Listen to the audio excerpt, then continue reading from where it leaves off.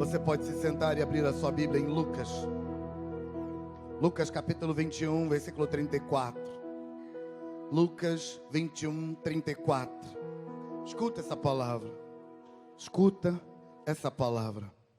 Tende cuidado de vós mesmos, para que jamais vos suceda que o vosso coração fique sobrecarregado com as consequências da libertinagem, da embriaguez, das ansiedades da vida terrena, e para que aquele dia não se precipite sobre vós de surpresa, como uma armadilha. Diga, tenha cuidado, pois ele certamente virá sobre todos os que vivem na face de toda a terra. Vigiai, portanto, versículo 36, vigiai em todo o tempo orando, para que possais escapar de todos esses eventos que estão para acontecer, e apresentar-vos em pé diante do Filho do Homem. Jesus passava o dia ensinando no templo, e ao pôr do sol, caminhava até o monte chamado das Oliveiras, onde passava a noite. Ao raiar do dia, todo o povo se dirigia a ele no templo para ouvi-lo. Escuta isso. Essa fala de Jesus sobre os últimos dias se completa no versículo 28 desse capítulo 21. O versículo 28 diz assim: sendo assim, quando todas essas coisas começarem a acontecer, exultai, alegrai-vos, levantai as vossas cabeças, pois está muito perto a vossa redenção. Sabe, Jesus está falando dos últimos tempos, dos últimos momentos da humanidade. Jesus está seguindo um padrão bíblico de que Deus tem um plano para a humanidade, de que a história da humanidade tem início, meio e fim. E na medida em que os acontecimentos vão se desenrolando, apesar de muitos líderes no decorrer da história tentaram provar a inexistência de Deus e tentaram mover a história na direção contrária de Deus, o tempo passou e a história, cada século, cada milênio, comprova que a história tem um Senhor e que todas as coisas que foram previstas estão acontecendo. Há coisas na Bíblia, por exemplo, no livro de Daniel, que contam com tanto detalhe, antecipadamente a história, que quando a história se cumpre, estudiosos daquele tempo tentam negar e dizer que isso foi escrito depois do acontecido, mas não pode ser, porque o personagem que escreveu viveu muito antes. Daniel é um desses exemplos, Isaías é outro. O fato é, a história da humanidade está prevista e ela tem um fim. E o fim é um fim de tempos ruins. A previsão para o fim é uma previsão onde a moral baixa. A qualidade do caráter dos homens cai. A facilidade para a imoralidade, para o erro, aumenta. A incredulidade aumenta. Jesus chegou a dizer: será que o Filho do Homem vai encontrar fé na terra? Mas apesar de a previsão não ser boa, quando Jesus fala dos últimos dias, ele diz assim: quando essas coisas começarem a acontecer, alegrai-vos. Quando essas coisas começarem a acontecer, levantai os vossos olhos e olhem para cima, porque a vossa redenção está próxima. Agora, escuta o que o apóstolo Paulo diz a Timóteo sobre esses últimos dias, e vê se dá para se alegrar com isso. Porque Jesus disse que quando essas coisas começarem a acontecer, Jesus disse: alegrai-vos e levantai a cabeça. Mas quando essas coisas começam a acontecer, a gente tende a se entristecer e abaixar a cabeça. Escuta isso. Vê se dá para se alegrar e levantar a cabeça. 2 Timóteo, segunda epístola a Timóteo, capítulo 3, versículo 1. Paulo diz a Timóteo assim: saiba disso, meu filho. Nos últimos dias sobrevirão tempos difíceis. Diga, tempos difíceis. Olha para o seu irmão, balance a cabeça assim e diga, tempos difíceis. Eu não sei se você está notando, mas os tempos já estão difíceis. Eu não sei se você notou. Paulo diz, nos últimos dias sobrevirão tempos difíceis. Os homens serão egoístas. Diga, egoístas. Já deve estar notando, né? Gente egoísta. Os homens serão egoístas, avarentos, presunçosos, arrogantes, blasfemos, desobedientes aos pais, ingratos, ímpios, sem amor pela família, irreconciliáveis, caluniadores, sem domínio próprio, cruéis, inimigos do bem, traidores, precipitados, soberbos, mais amantes dos prazeres do que amigos de Deus, tendo aparência de piedade, mas negando o poder da piedade. Dá para se alegrar com isso? Dá. Dá para se alegrar. Jesus mandou alegrar. Berê, Jesus mandou alegrar. Agora, dá para alegrar quando o que aparece na sua vida é gente egoísta, gente avarenta, gente presunçosa, gente arrogante, gente que blasfema na cara limpa, que inventa na cara limpa, gente desobediente aos pais, gente ingrata, gente ímpia, gente sem amor pela família, gente que não quer reconciliar, gente que é caluniadora, gente que não tem domínio próprio, gente que é cruel, gente que é inimigo do bem, gente que é traidor, gente que é precipitado, gente que é soberbo, gente que é amante mais dos prazeres do que amigo de Deus, gente que tem aparência de crente, mas quando vai viver a vida não tem nada disso. Dá para se alegrar? Patrícia, dá para se alegrar? Mas Jesus mandou alegrar.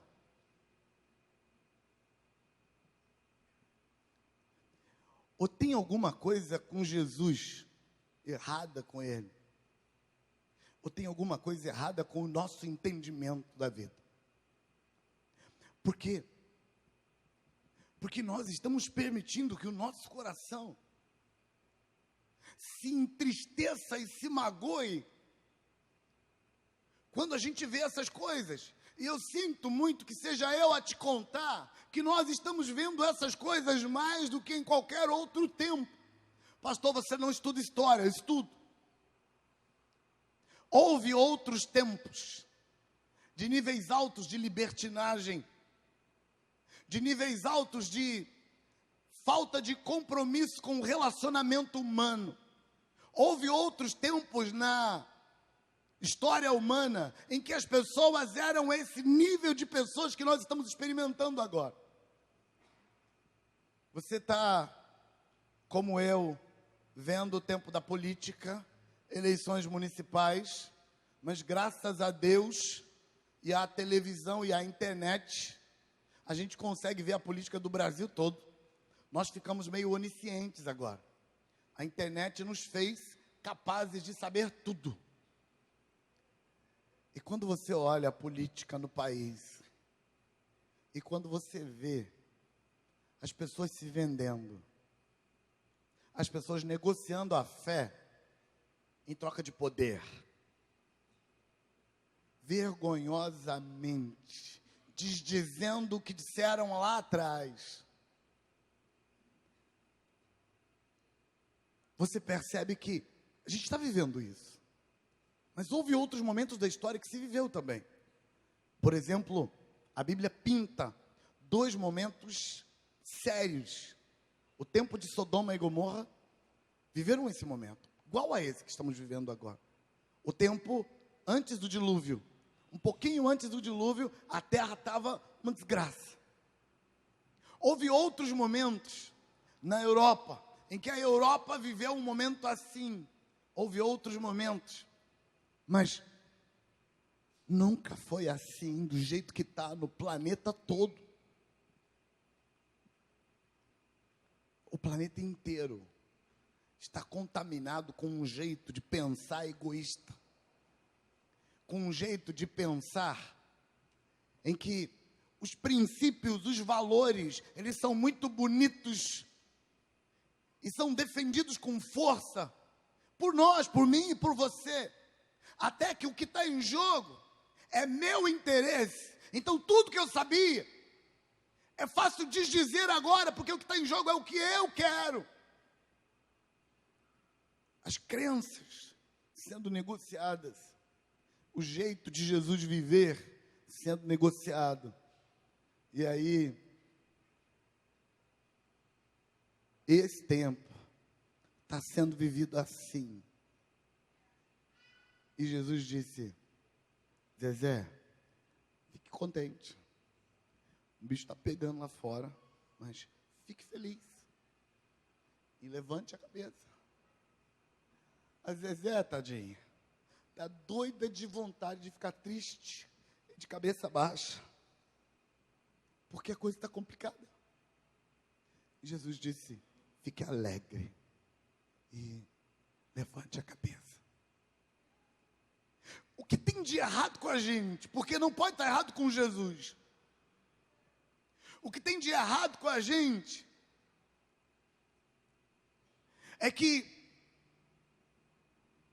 o conhecimento humano que se multiplicou exponencialmente nessa geração, a humanidade nunca soube tanto quanto se sabe agora. A humanidade nunca pensou tanto quanto se pensa agora. Mas esse conhecimento multiplicado, esse monte de doutores, esse monte de gente pensadora,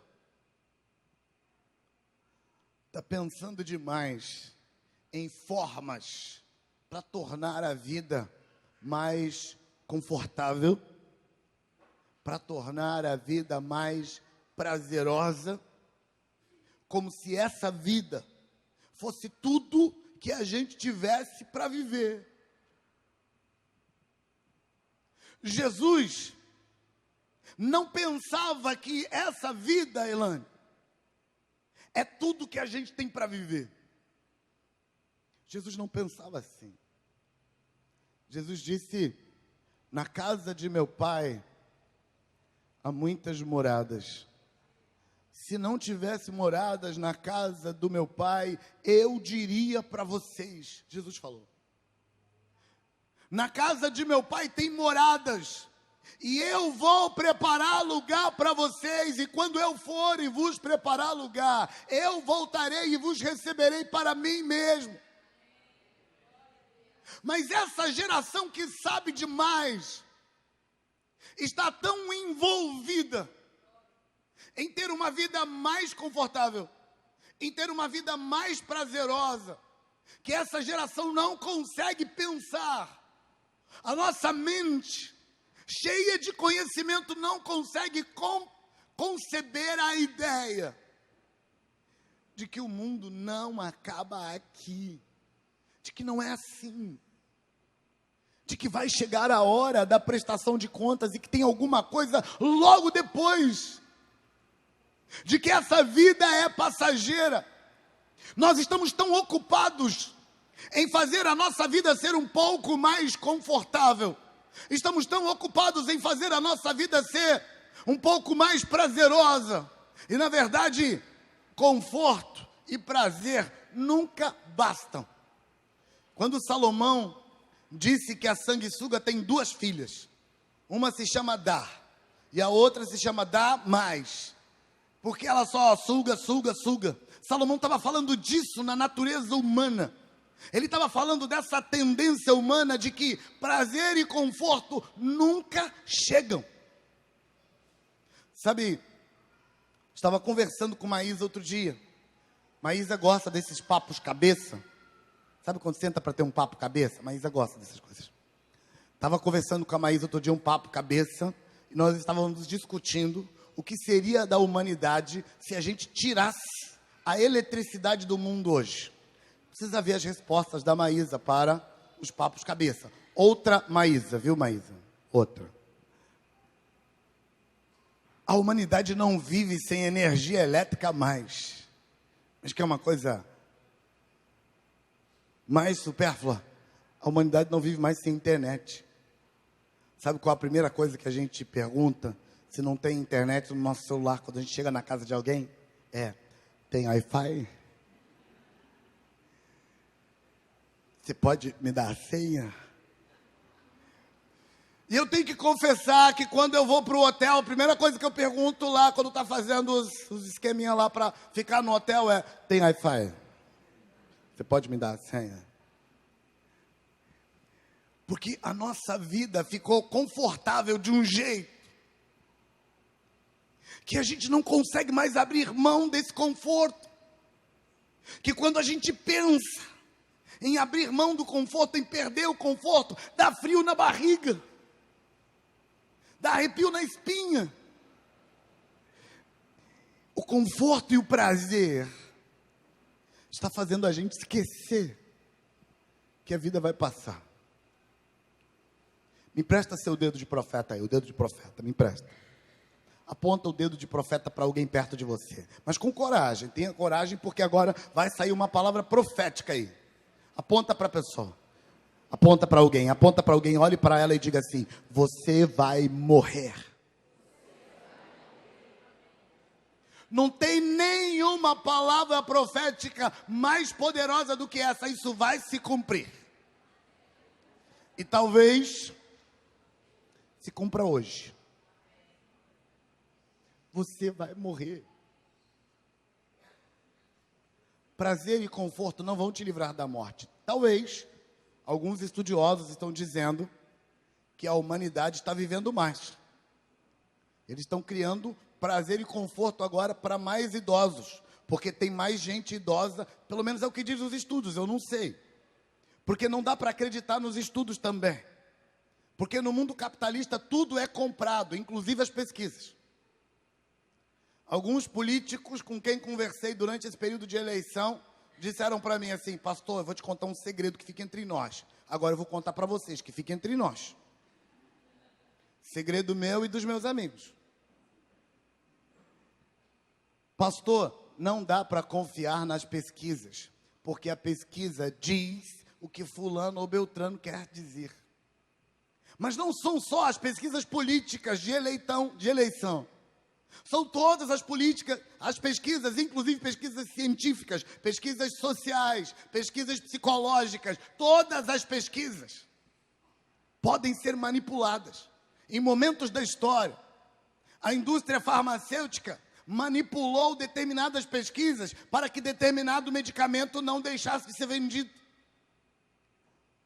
Mas as pesquisas dizem que os humanos estão vivendo mais e que as pessoas estão demorando mais a morrer. E aí, estamos criando produtos para os velhos terem mais conforto e prazer. Mas com conforto ou sem conforto, você vai morrer.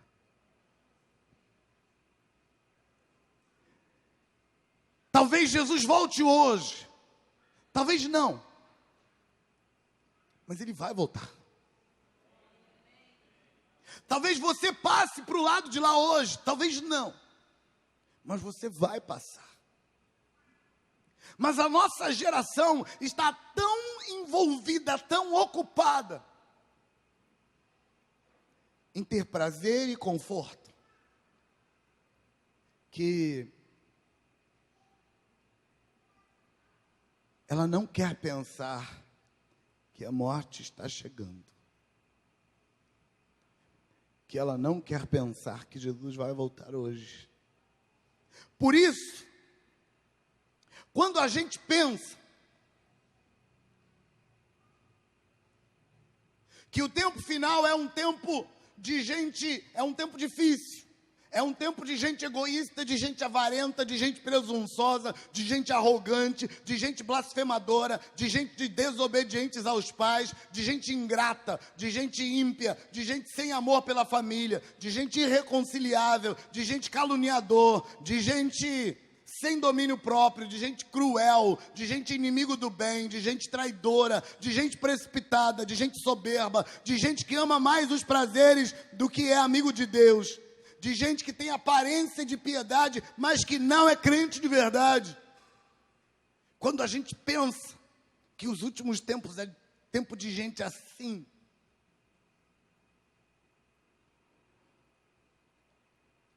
a gente não quer ficar alegre.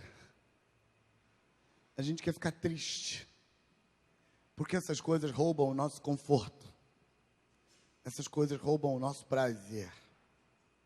Mas eu quero te contar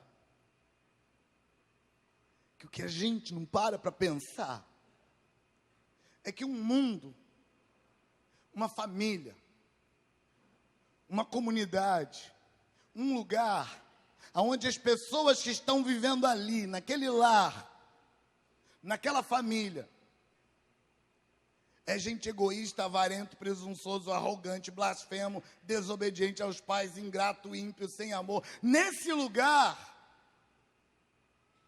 não tem conforto. Nesse lugar, não tem prazer. Os prazeres que fluem de um mundo onde os relacionamentos são colocados em quinto lugar. Um mundo onde o prazer pessoal, o prazer egocêntrico, a alegria egocêntrica, um mundo onde o indivíduo está tão interessado em conforto, que ele abre mão do outro, que ele prejudica o outro, que ele passa a perna no outro, que ele faz mal ao outro para fazer bem a ele. Um mundo assim não é prazeroso. Não é. Então eu quero te contar uma coisa. Jesus está dizendo que quando chegar os últimos dias, você precisa levantar a cabeça. E você precisa se alegrar. Porque Jesus está acreditando que o seu prazer e o seu conforto está em outro lugar, não aqui nessa terra. Porque Jesus confia em você. E Jesus acha, Jesus entende que você que ama Ele, Jesus entende que você que se importa com Ele, não vai conseguir ter prazer num ambiente egoísta. Você não vai conseguir se sentir realizado num ambiente onde o outro é negligenciado, onde não se está nem aí para a dor do outro, para o sofrimento do outro, aonde se tem prazer em eu vou ganhar para o outro perder, ou eu vou torcer que o outro perca para eu ganhar. Jesus está dizendo que Ele confia em você e por isso você não vai conseguir ter prazer. Então Jesus está dizendo que você é do tipo que quando as coisas pioram, você se alegra e levanta a cabeça. Você pega o erro, você pega o mal, você olha para as desgraças e você diz, Ele está chegando.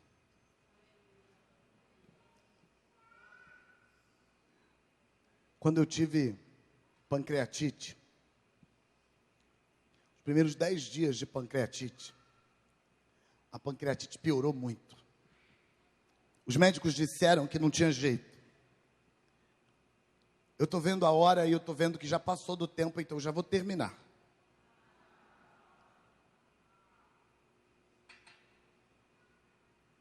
Não foram muito sinceros. Fiquem em paz, eu vi a hora, eu vi que já passou da hora, eu já vou terminar. O Ministério de Louvor já vem para cá. Os primeiros 10 dias, os médicos disseram que tinha 90% de chance de óbito. E adivinha para quem que eles falaram isso?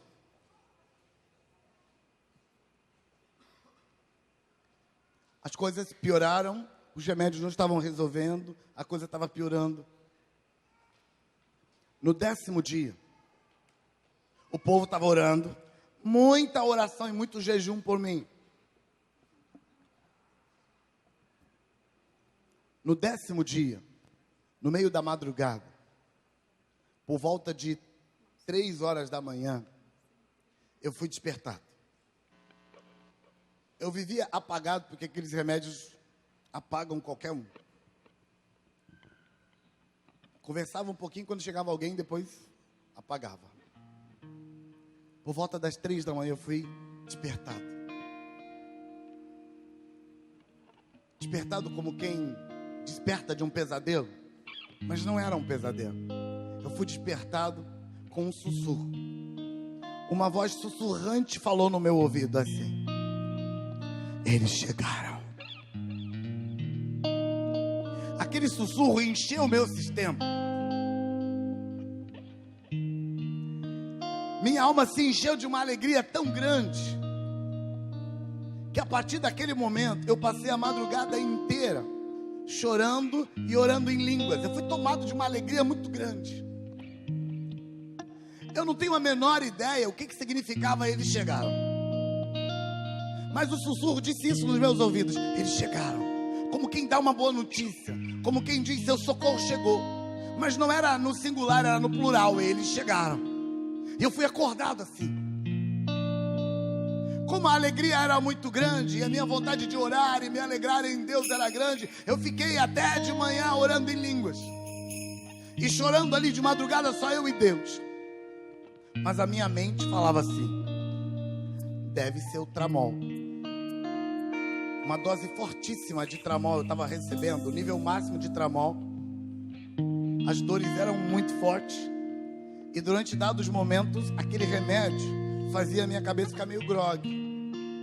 E aí o meu racional dizia: acho que o tramol está mexendo com a minha cabeça e eu estou escutando coisas. Mas no meu espírito tinha outra percepção. O meu espírito estava cheio de um sentimento de Deus, e eu não queria nem saber se era o tramol ou não era. Eu estava cheio de Deus, eu ia orar em línguas. Com tramol ou sem tramol, glória a Deus. Mas aquele dia marcou o dia da minha melhora. Os médicos, principalmente o médico que me acompanhava, ele disse que se desse certo tratamento, eu não sairia do hospital antes de 4 meses.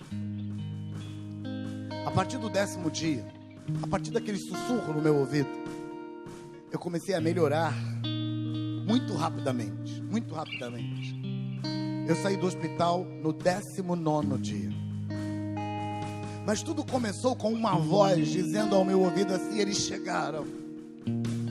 E aquela voz encheu meu coração. Eu queria que o seu coração se enchesse com outro sussurro. Como o meu coração se encheu naquele dia, de esperança, de confiança, eu queria que o seu coração parasse de pensar nas dificuldades da empresa, nos problemas do casamento, nos problemas com os meninos. Eu queria que você parasse de pensar nos problemas da vida, os problemas da política, os problemas das dívidas, os problemas das dificuldades, e que você ignorasse, como eu naquele dia ignorei toda a dor, ignorei o tramal, ignorei os médicos, ignorei tudo que os médicos disseram, e eu fui adorar a Deus, porque aquela voz me disse: eles chegaram. Eu queria que você deixasse seu coração se encher com uma voz: Ele está chegando. Jesus está voltando. Jesus disse que como foi nos dias de Sodoma e Gomorra, assim será nos dias do Filho do Homem. Falando de história, sendo racional, a humanidade nunca esteve igual Sodoma e Gomorra como está agora. Seja lá como você queira interpretar Sodoma e Gomorra, porque tem 1 milhão de interpretações dessa fala, mas não importa como você está interpretando os dias de Sodoma e Gomorra, a humanidade nunca esteve assim como está agora. Ele está chegando. E se for verdade, meu irmão, minha irmã, se for verdade, se Ele está chegando mesmo, se Ele está voltando, Então, toda encrenca da sua vida perde o sentido. Toda encrenca, sabe aquela confusão no casamento, aquilo perde o sentido. Aquela discussão besta que você teve com o marido hoje e que entristeceu o seu coração, aquilo perde o sentido. Aquele problema no seu noivado, aquele problema na sua empresa, aquele problema na sua vida financeira, essas dificuldades, esse medo que você tem de perder conforto e prazer, esse medo de pelar que você tem, isso perde sentido, porque Ele está chegando. Gilmar, Ele está chegando. Ele está chegando. Ele está chegando. Ele está chegando. Feche os seus olhos. Feche os olhos. Escute a voz do Espírito dizer para você isso. Não a minha voz, a voz do Espírito. Para te dar esperança. Para te fazer olhar para os problemas da vida com outros olhos. Para te fazer parar de ficar grudado nas dificuldades da vida, nos medos da vida. Nos medos que se resumem em medo de perder o conforto, medo de perder o prazer. Escuta o Espírito dizendo para você: Ele está chegando, Ele está chegando, Ele está chegando. Fique de pé. Jesus.